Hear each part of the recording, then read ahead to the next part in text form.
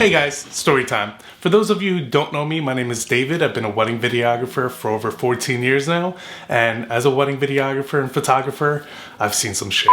So this one time I was in Florida for about 3 months and I had a wedding in Orlando. And so I decided to get an Airbnb and I went the cheapest route possible. I picked one for about $145, showed up.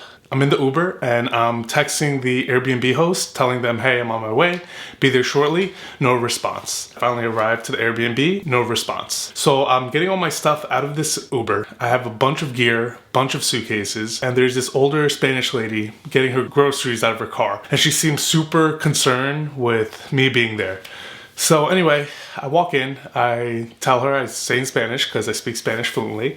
I'm like, hey, I'm here for the Airbnb. She finishes bringing her groceries into the house and then she makes a call. Turns out that, yeah, I was supposed to be there. And as we're both walking in, showing me around, right before she gives me, I asked her for the code to the door so that way I could come in and out of the house. Turns out that there's a whole family living there. There's the mom, a dad, and a grandmother, and an infant. And I try it out a couple times while she's there, close the door, shut it, put the key combination in, and it opens up every time, no problem.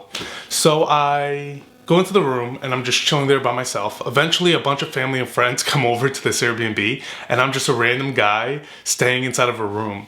So I walk out and they're all having dinner and talking and they're like, oh, you want some? And I was like, no, not really. I've kind of felt uncomfortable just eating these random people's food. So I was like, no, I'm fine. I'm just gonna hang out in the room, charge up all my batteries, make sure everything's good to go the next day for the wedding. Then I start getting kind of hungry and I'm like, you know what? Let me see what's around here. So I'm on Uber Eats and I'm trying to order and the closest like Popeyes is like 45 minutes away.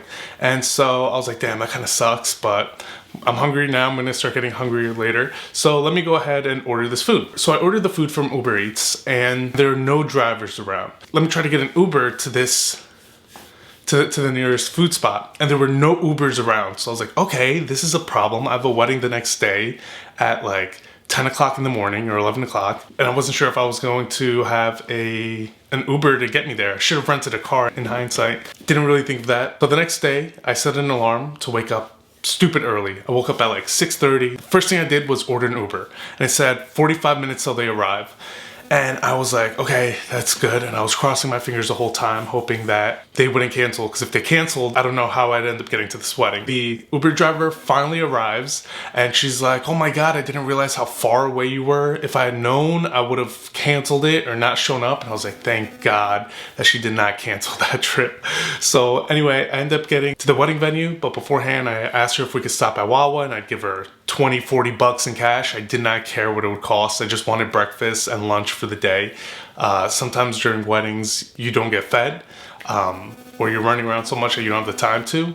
So I always make sure to bring a sandwich, bring some food. But in this case, I was basically stranded and we finally get to the wedding venue and I'm good. I got my coffee, I got everything, but I'm there like 2.5 hours before I was supposed to show up. So I'm just there getting like establishing shots of the place, getting like a feel for the venue, seeing where everything's at, and talking to the bride, the groom, and everybody's just getting dressed and hanging out. The day goes on and everything was great.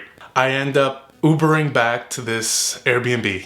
And by the time I get there, my phone's at like 2%. I'm having a conversation with the Uber driver like I typically do. So I show up to the Airbnb. It's probably 1, 2 o'clock in the morning. And I was in Florida, so I was like, oh, a short sleeve shirt is gonna be perfect for the day. It's gonna be too hot. I don't need to wear like a dress shirt or anything like that. I show up to the Airbnb and my phone's at 1%.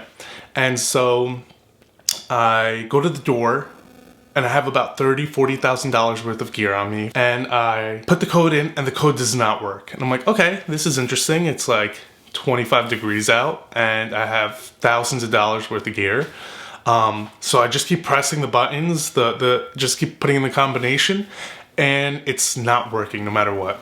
So I start ringing on the doorbell and knocking on the door and there's no answer. I continue and then I call my Uber driver because I'm like, damn, if I can get into this house, like I'm gonna be stranded here and it's freezing out and I have all this gear. So I end up calling my cousin and she lives 40 minutes away from where I was currently at. And I asked her if I could go spend the night at her house. I get to her apartment and her husband are at a festival and they were only going to be arriving at 3 a.m.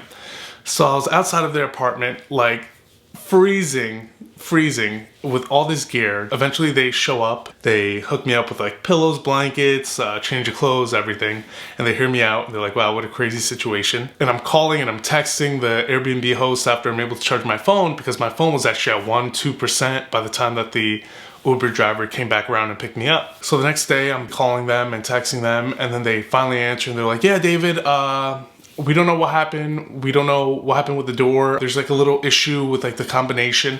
And I was like, that's BS, because first of all, the guy never responded to me when I showed up to the Airbnb. He never texted me the code, nothing. And when they did give it to me, the lady seemed like kind of sketched out about giving me the combination.